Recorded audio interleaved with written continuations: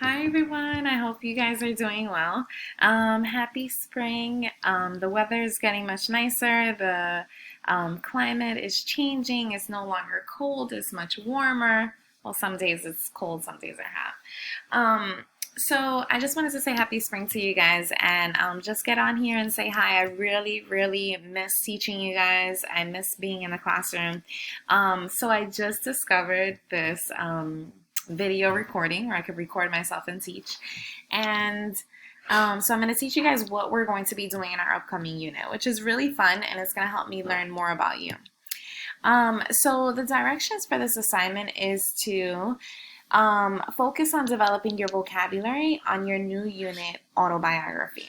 So you're going to learn some new words that are going to help you better understand how to write an autobiography and what to look for when you're looking at autobiographies. So our new unit online is an autobiography unit. And so an autobiography is a story written by the person on their life. So this is Sonia Sotomayor, which is a Hispanic judge. She wrote her story and made it into a book. One of my favorite units to teach, and I usually teach it around this time in April, just because I learn so much about my students, and then it's really a great time for me to learn even more by the end of the year because we have developed a better relationship, and I feel like we'll be more comfortable to share things with one another, and it's just a fun time to really understand one another and everyone's story because everybody has a story. I have a story. We all have stories, and they make us who we are.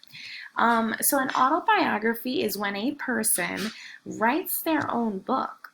You guys in my class are going to be writing your own book, and it's going to be really fun. You're going to get to ask your parents a bunch of questions about you, when you were born, where you were born, at what time. Just a really nice time to get to know yourself and then share that with your friends in the classroom. So for this unit, I want us to start off with vocabulary. So you guys know that, well, I was telling you guys that by the end of the year, you guys are focusing on reading and writing. And so with reading and writing, you really are going to focus on vocabulary. So I'm going to teach you guys or show you guys how I did it so that you guys can then go ahead and do this assignment. And so usually I like to post assignments Mondays, Wednesdays, and Fridays. Or Thursdays, so that you have at least 2 days to do the assignment. So all of the vocabulary words that you're going to do, you're going to have 2 days to do it. So you don't have to turn it in on Monday, you can turn it in on Tuesday. So this is one of our vocabulary words, and it's adversity. Adversity. And so this is the word adversity, and I told you how to pronounce it here. So when you read it, you want to read it together and then you want to break it down. Adversity. Adversity. And the translation to that is adversidad. So the definition is a difficult situation. So if you face adversity, you faced a difficult situation. For example, my father passed away when I was 7 years old. I have faced adversity. That's a difficult situation, right? In Spanish, the definition is una situación difícil. And the example that I gave with the vocabulary word in a sentence was, he showed courage in the middle of adversity. So even though if we use the example me, even though I lost one of my parents and I had to grow up without a father, I showed courage to keep going no matter what. Sonia Sotomayor also faced adversity as well. She was actually a diabetic, and I have this book in my classroom, and I was looking forward to reading it with you guys when I teach this unit, but it's okay. We can definitely find it online. She faced adversity. She had a lot of challenges in her life, but she continued and she didn't give up.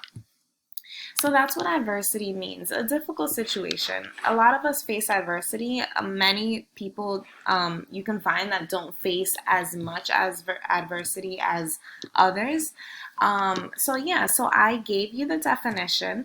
I gave you an example. And what you're going to do with the other words is you are going to find the translation on Google Translate. You're going to take my definition and translate it on Google Translate as well.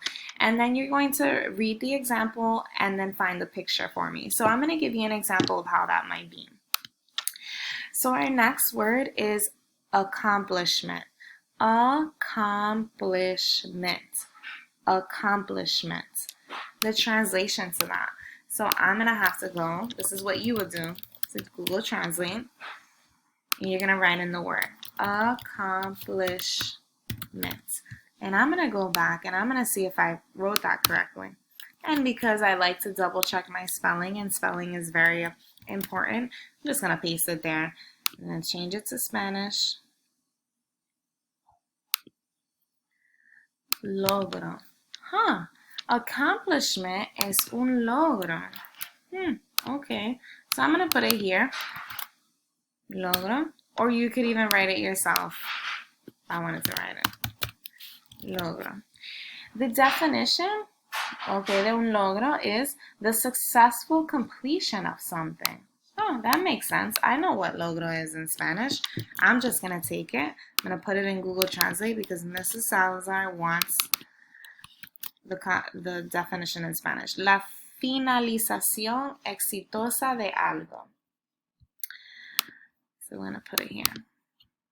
Where the question marks are, you're going to put it there. Oh. I'm just going to write it here. Oh. Or you can just take the box.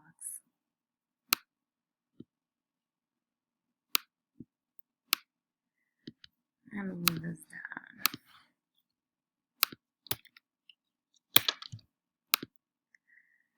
La finalización de algo. So you can make it anyway, as long as you get the translation, you get the Spanish definition, and then you have to find a picture. So I want you to go ahead and don't copy the picture that is don't look for the word in Spanish in Google Images. I want you to look for accomplishment in English.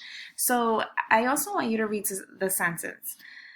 Her family is proud of all of her academic accomplishments. Her family is proud of all of her academic accomplishments.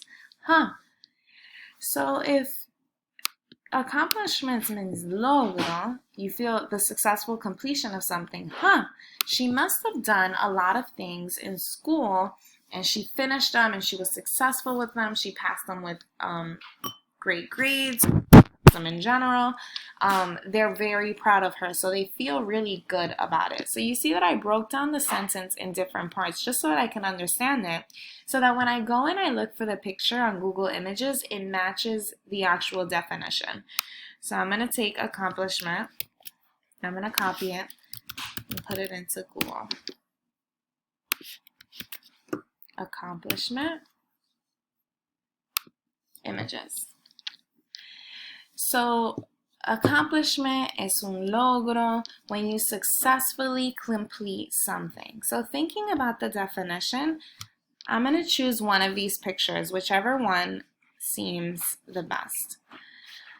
So I actually like this picture a lot. So it's two friends who went to hike up a mountain, and they got up there and they're actually high-fiving one another because they feel successful. They accomplished something. This is an accomplishment. So I'm going to go ahead and copy that right here. And you just add it there.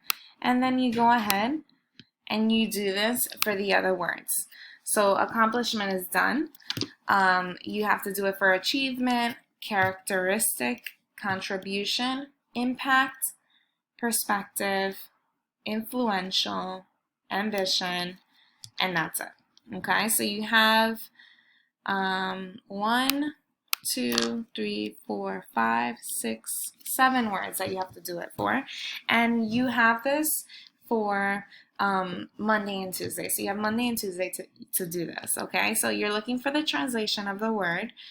You're reading the word, reading the definition, the example, looking for the translation, translating the definition, and finding a picture on Google Images using the English word, okay? It was so nice teaching you guys. I hope to hear back from you. I can't wait to see the pictures you get, the translated version, and the definitions that you find for this. And I can't wait to start this unit with you guys and learning more about you. Have a great day. Bye.